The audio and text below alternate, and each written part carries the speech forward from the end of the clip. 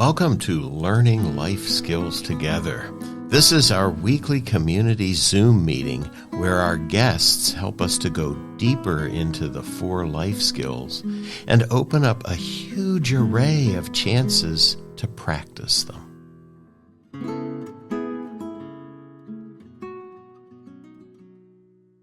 Hello, everyone, and welcome to the weekly Zoom meeting number 40 with Sandy Shacklady-White, our special education expert who's been with us before and will be with us again.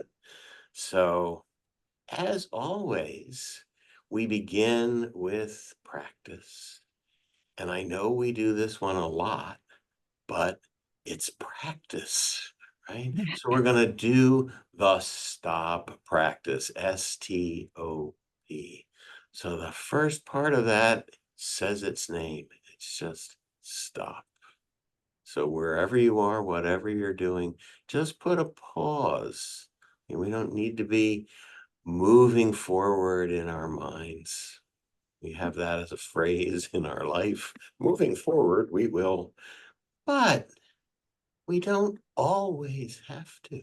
We can put that pause in, and it's important for ourselves and for our kids to learn to do that. So when you feel like it, when you're ready, just put in a pause. And then take a step back. So whatever's been going on, just sort of let it be there. Let it be in the background instead of the very front thing in your face. And then take a breath. So let's take one together, just taking a breath in through your nose and out through your mouth. And maybe another one.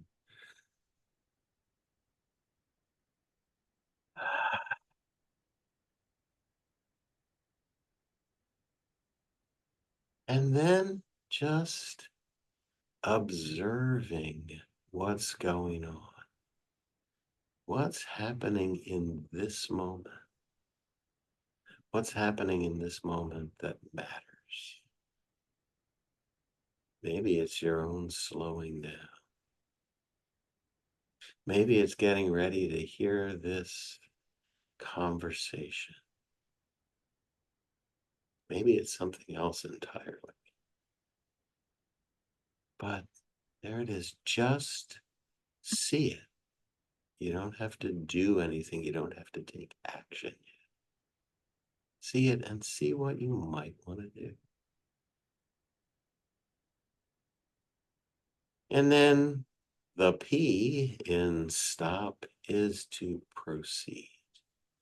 So if your eyes have been closed or you've been leaning back or something like that, you could open your eyes and come together with Sandy and me, and we'll have a conversation. So because we're recorded, I can't ask our audience how that practice went for them, but I can ask Sandy. So Sandy, how was that for you? Helped slow down my mind a bit, to just take that intentional pause, and just kind of regroup and take that breath and just regulate my own breathing because I noticed it was very shallow, and taking that deep inhale and just slowly exhaling just kind of made it a sense of calm came. Yeah, Yeah. you can feel it happen, and I think Yeah. that's one of the keys to it, is that it's actually something that's happening. It's not a thing. It's, Yeah. And it's it's so easy. you've really changed, and it's easy to do. Yeah, wonderful. So here we are, in back to school time. Some people are going back to school after Labor Day. Some people have already started. Yeah. And yet, this is a tough transition for everybody, for parents, for Hmm. carers, for the kids. And, I think maybe it's even a little more complex for people involved in the special education area. So Hmm. parents with kids who are maybe going to school for the first time. Yes, Those are the it's ones that I'm scary. really concerned about because they don't have any idea of what's going on. So, you know, we've talked with our friend Chris Morricone, who came in and sort of gave us a general look at back to school. And now I want to be a little more specific for people whom the back to school idea has maybe more challenges even. Hmm. It And can be. yeah, and there are always a lot. So maybe we can figure out some things to say about that. So where would you start? I would suggest that preparation begin in the summer, for both the parent and or the primary caregiver, as along with the child, and preparing that, especially if they're brand new to come into school or go into a new school, even if it's just going to a new grade and the unknowns that are there. So preparing both yourself as the adult and the child with taking visits to the school. The school may not be open and available to you, but you could be hanging out in the playground, and especially if it's elementary or maybe even middle school, depending on the middle school, and just kind of hanging out and getting used to the ambiance, the atmosphere from the outside. And you might even meet other kids on the playground and start to develop a peer group, especially if you're new to the school.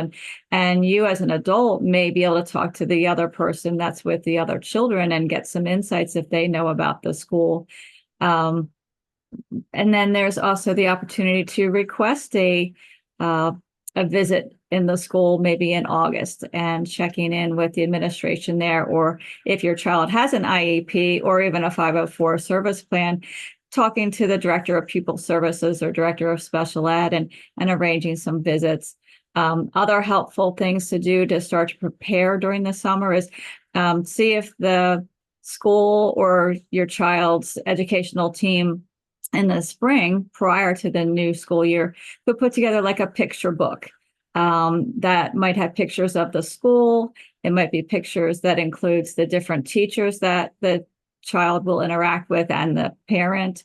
Um, and even a video. I've done that when I was a supervisor of special ed administrator. We would often do that with youth, to have a picture book and or a video, whatever worked for the kiddo, and making sure when you're doing these plans to prepare, involve the child in the process. What do they think they need?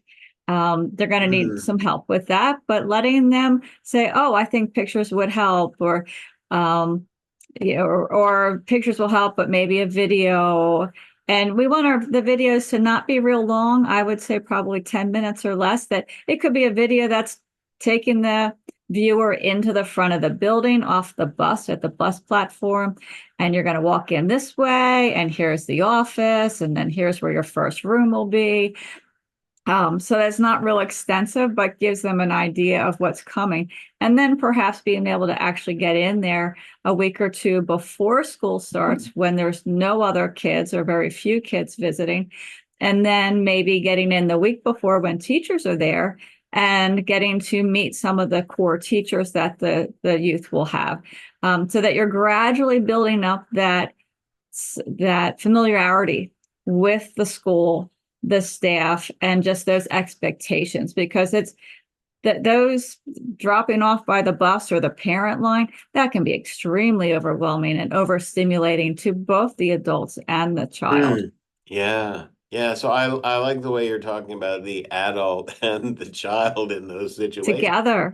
of feeling anxious together Hmm. and getting over it together.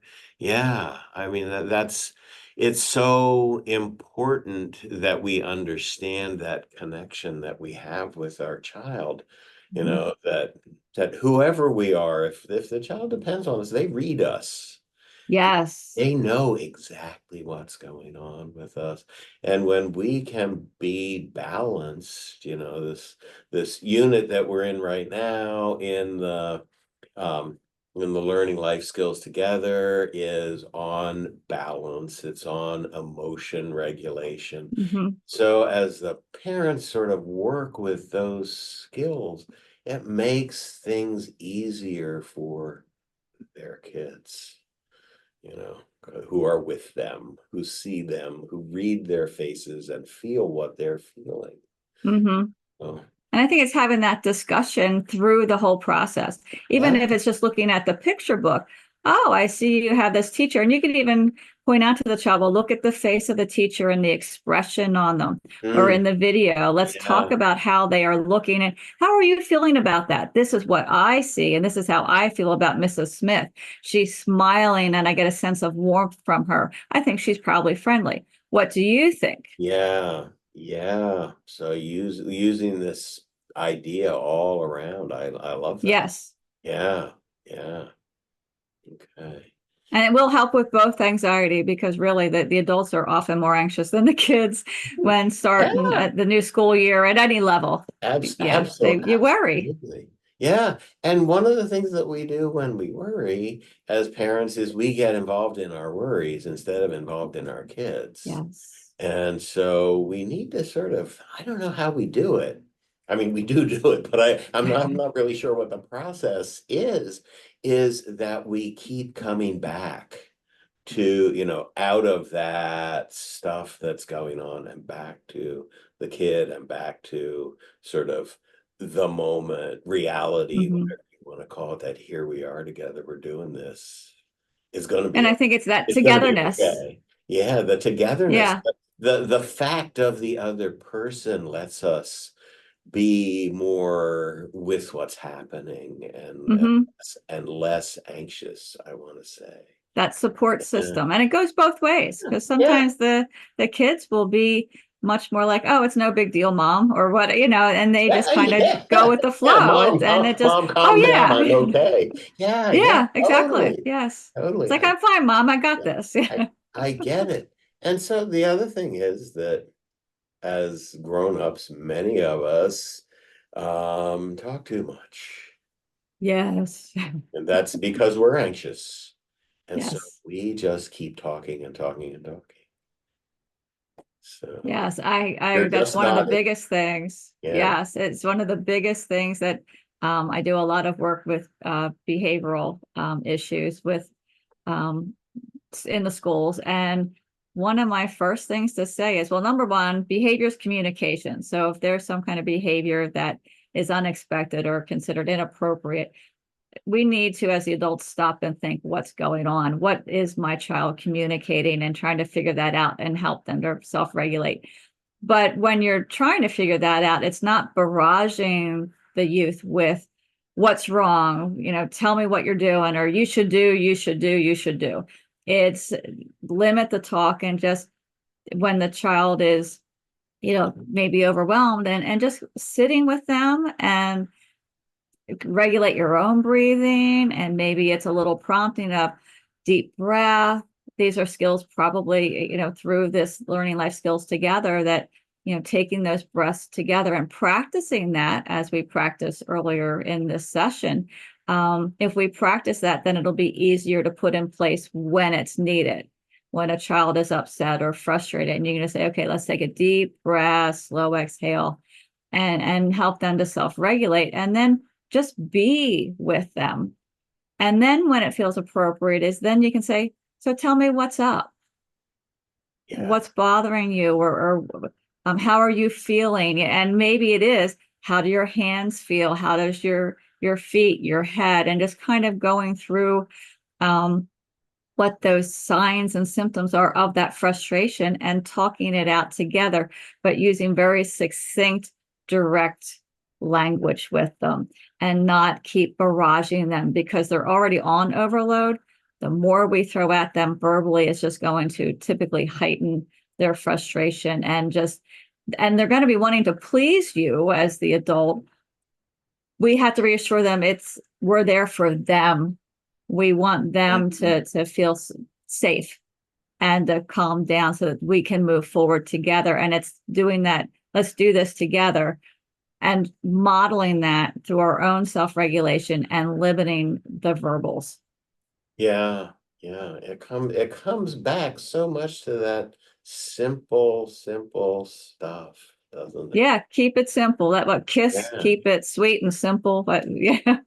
yeah. And even visuals, you may have it with your child, certain visuals are, some parents will use like cards, little like playing card size that might have pictures of reminding a child what they can do when they're upset. And it may just show a picture of them taking a deep breath or whatever it may be. It may be actual photographs of your child that you have on a card or maybe on your cell phone, although it's preferable not to have the cell phone out because then that becomes a distraction. So if you have it, Yeah. just a wallet sized card and maybe a little ring of them to prompt the child to use that visual and just pointing to the visual and say, remember, and then take that deep breath or whatever the strategy is that you're trying to reinforce in the key moment of frustration and anger and limiting those verbals.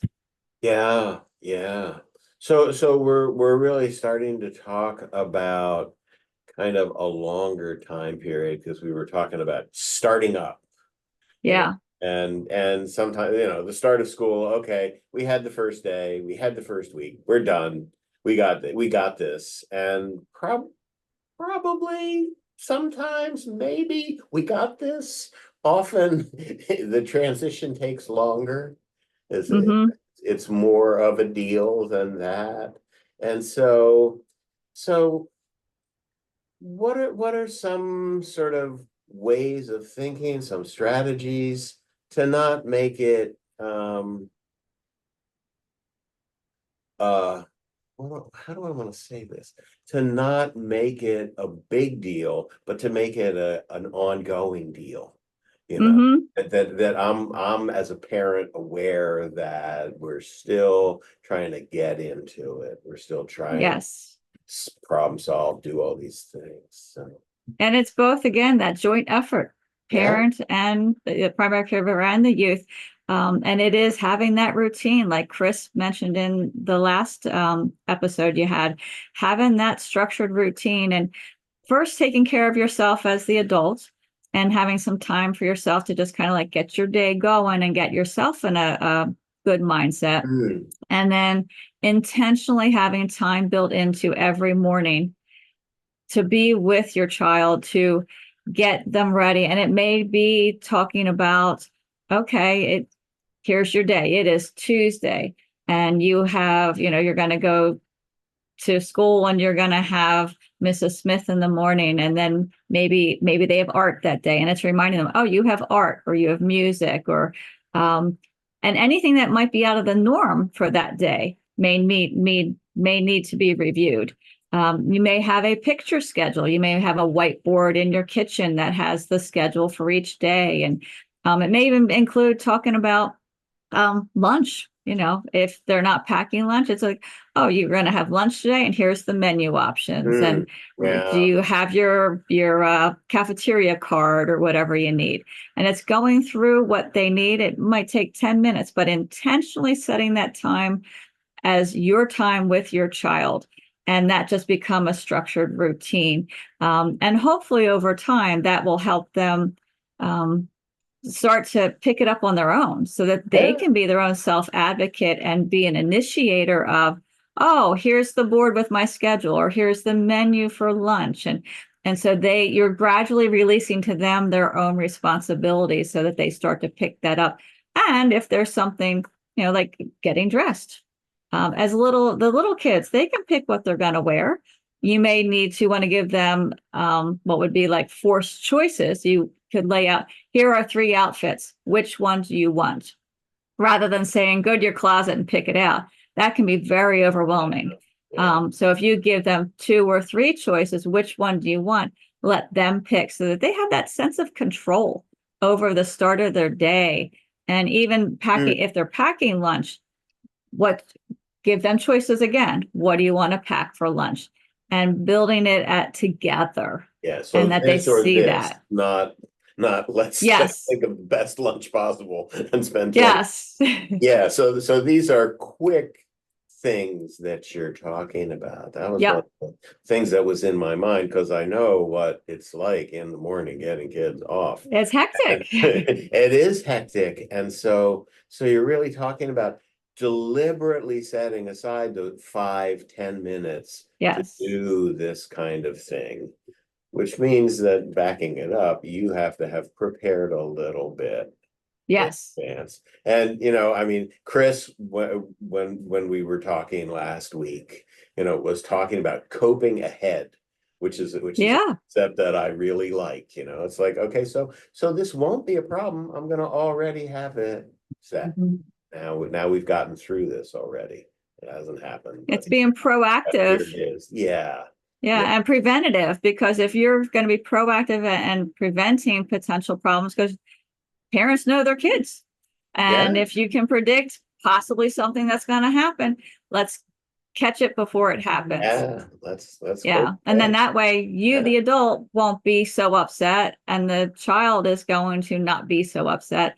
And you're teaching those proactive skills that are just so important, because then you're not going to have the behavior problems. And then the child will go off to school in a good state of mind and a sense of self-regulation for themselves. And they feel like they just had some control over their choices to start their day. And face it, we all want to have our choices, whatever age we are. We want to have choice, and too much choice can be overwhelming. So you got to think about your child and how many choices might be appropriate. And I would say, anywhere between like 2 and 5, depending on the youth, their age, and their cognitive abilities and their understanding.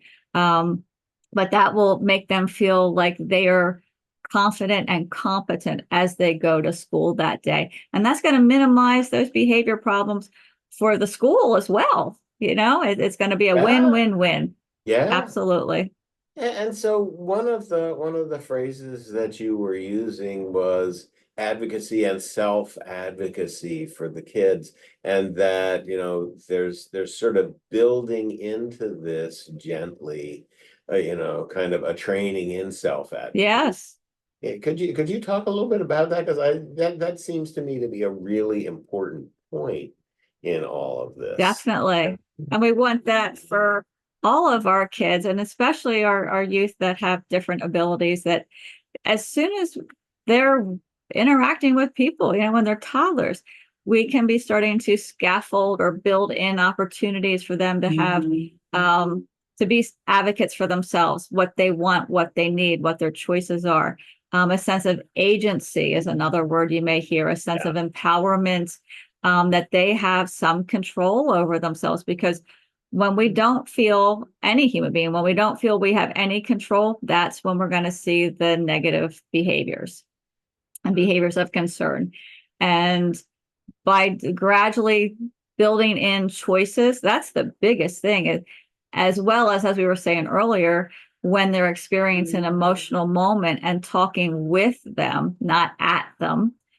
How are you feeling? Let's talk about your body, or look at my face. And the deep breathing, the stop technique, and just using that on a whenever it comes up, doing it on a daily basis, so that when you do hit a moment of extreme frustration and maybe some behavioral outbursts, then you can pull in those skills. Remember how we do our breathing. We're using a visual of, this is how, little Johnny, you look when you're calm. This is not what I see. What do you notice, Johnny, about yourself right now? And that way you are building that articulation with them, whether they're articulating verbally, or if they have a speaking device, or their sign language, whatever their method of communication is. You can build that into everyday things, so that when there is that crisis time, you can draw on that skill set, and you're building it as they go, as they're growing up. Yeah. And so there's we've been talking about the morning, Yes. getting off to school. And there's the whole other thought about, well, the kids either coming home from school or maybe coming home from another program, so that they've all Right. sort of made a couple of transitions in their day. And we know that transitions are sort of, for all of us, It's anxiety hard. provoking and hard to do. Yeah. Yes. So how do we think about these other transitions, and particularly Excuse me. the one to coming home when Yeah. everybody's tired? It's the end of Right. a work day, and it's been work at school, it's been work trying to keep ourselves together, it's been Right. work, and then we come home and we're faced with usually work. Yeah. This Homework needs to or be done, chores. homework needs to be done, dinner needs to be cooked, and dishes put out, and all that stuff. It seems never ending, and must to the kid Right. as well as to us. So that's why Yes. I love your idea of the together thing. So Mm-hmm. what are some ways of sort of negotiating that time as we get home?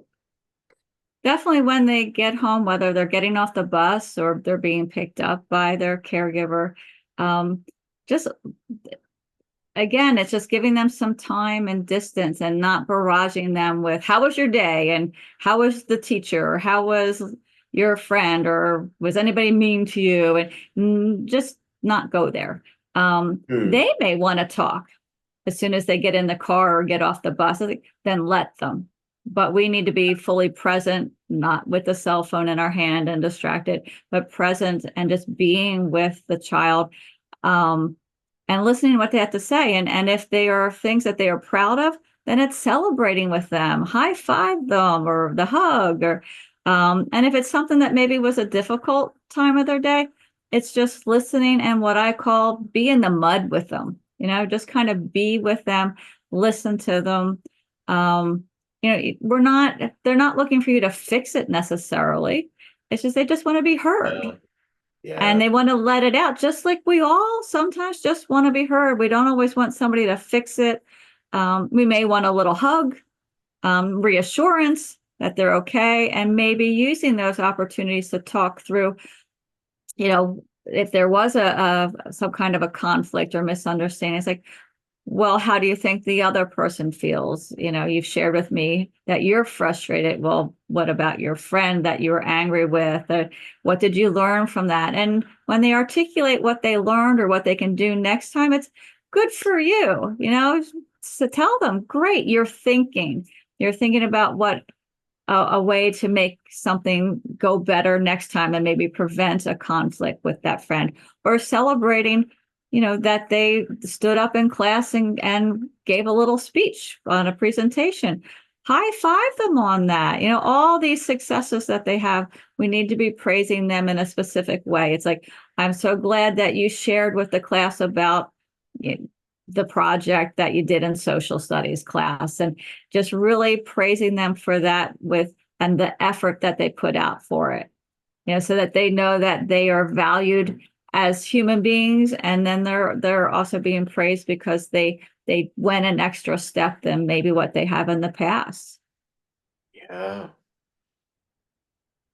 So to just open up space and give time at that transition moment and not have a lot of expectations around it. Right. And then, And just give them that time, give them that distance, and later on you want to debrief with them.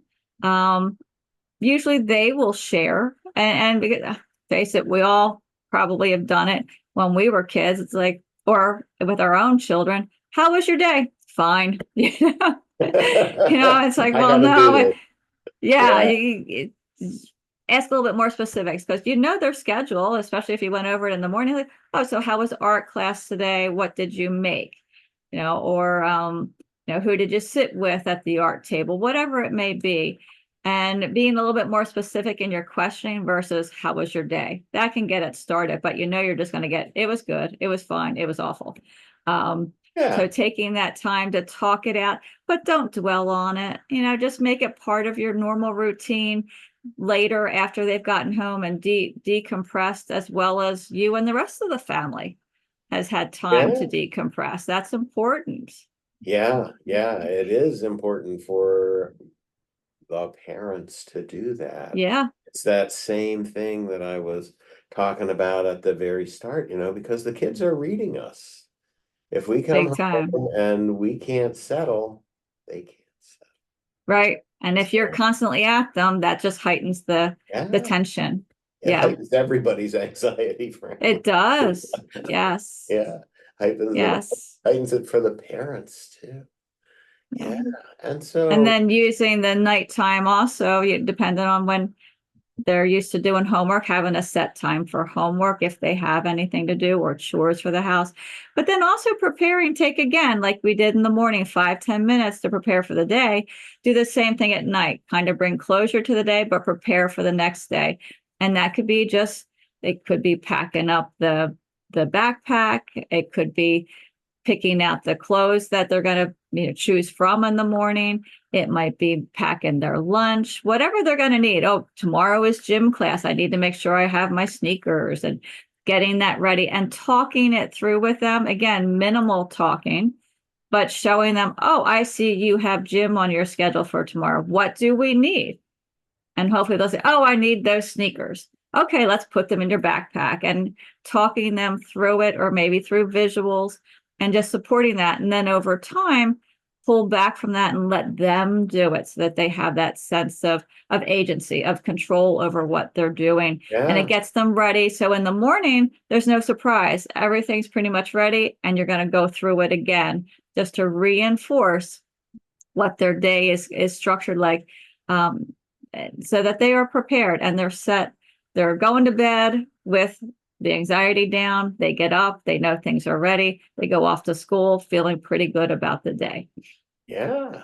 And so we're going to do that 5 times, and then it's not going to be the same. And going into the weekend. So that's or Yeah, or a holiday. holiday. That's another one of these transition points that becomes, a source of anxiety, stress, whatever Can you be. call it, for the parents and the kids. Parents might see it as a relief. Okay, I can sleep in. I don't have to put my head quite so much. I get some of this stuff off. And they should share that with the kids too, you know, Yeah. that feeling. And because all of this sounds very, to somebody like me, structured, and Hmm. and it needs to be to really work and keep everybody okay. But then there's a place where things need to bubble over a little bit, and we need to have some joy and some laughter. And besides the little things, we need to just sort of, you know, have something that's a weekend thing.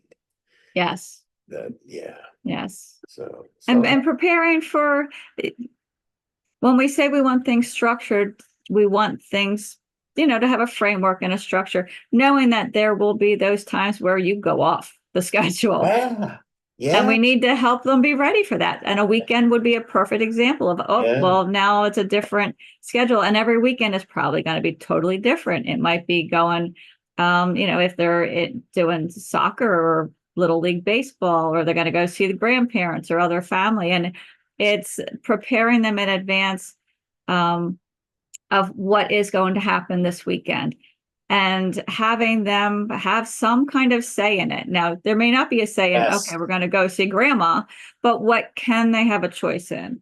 Again, it could be about their clothing, or if they take toys to grandma, depending on their age. And even if they're teenagers, it's like, well, what can you take with you? What would you like to take? Maybe it's a board game, or, toy cars, or whatever it may be, and having them put it in that weekend backpack, perhaps, that they have, and that's where they're going to go for the weekend. And so it's letting them always having choices within, even when they don't have the ultimate choice, but there are choices you can build in, so that they yeah, can feel they've got a say in what they're going to be doing.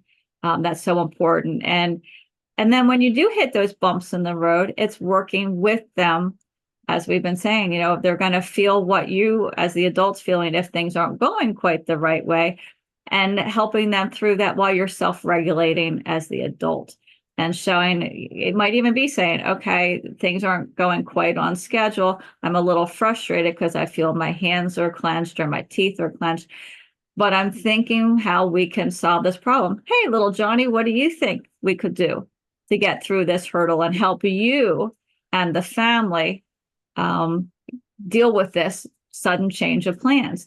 Because that's a life skill, and you're Yeah, going back to that learning life skills together. absolutely. It's a life skill. Yeah.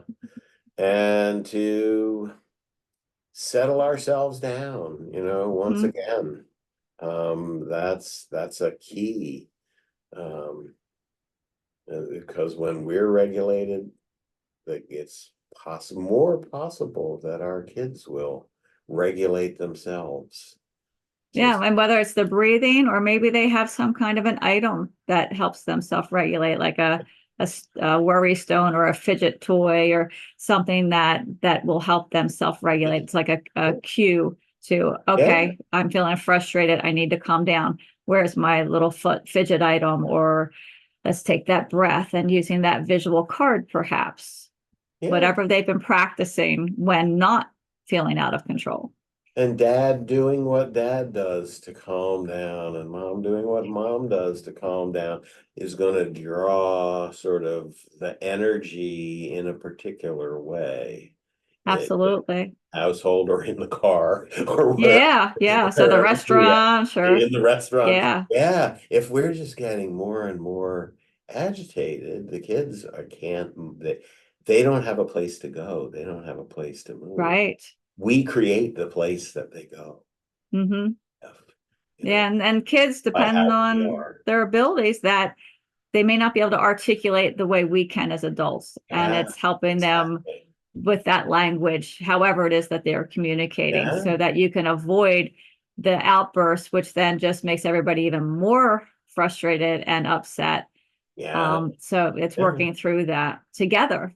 Yeah, yeah. No, we completely are joined in how we are emotionally, I think it's so important for the parents to remember that, because you might remember it right in the middle.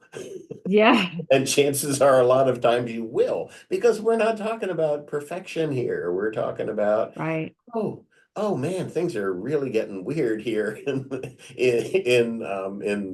restaurant or in the Acme. I mean, Yes. that's my go-to place. It's like, why are we having this happen right now?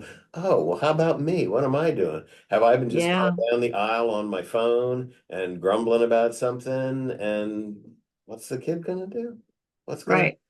there's if we're together, if we're chatting, smiling, doing those kinds of things, there's a place to be. You Yeah. you are the place. You and your Yes. And it's that being, yeah, truly being together. yeah, And as you were saying, the chatting and talking things through, and it may even just be a noticing things in the store or the restaurant, wherever you are, and doing that together. And maybe it's stopping, if you're outside, it's stopping and smelling flowers and taking that time. It's maybe 1 minute of your time, but yeah, it's a that's memory for a lifetime. You're teaching that togetherness and appreciation for whatever it is you're stopping to really take notice of and be with in that moment. yeah, and that is what we remember. You're so Hmm. right. We remember the moments that were, Yeah. golden, whatever. Oh, Yeah. I remember with my mother going to a store as a kid, and there was the big pickle barrels, Oh and yeah. that's the smell from it, and being able to take the tongs and pick out the pickle, because my mother would show us how to do it, and let's look for a good one together, and Mhm. noticing the Yeah, smells of that pickling juice, and that's 50 years ago, and it's a fond memory. So Yeah, our kids yeah. are going to remember those things. And I bet you're smelling pickle juice right now. Absolutely. Yes. Yes. I don't like the taste of it, Yeah. but the smell, there's just something Yeah, about that. yeah, Yeah. yeah, absolutely. So,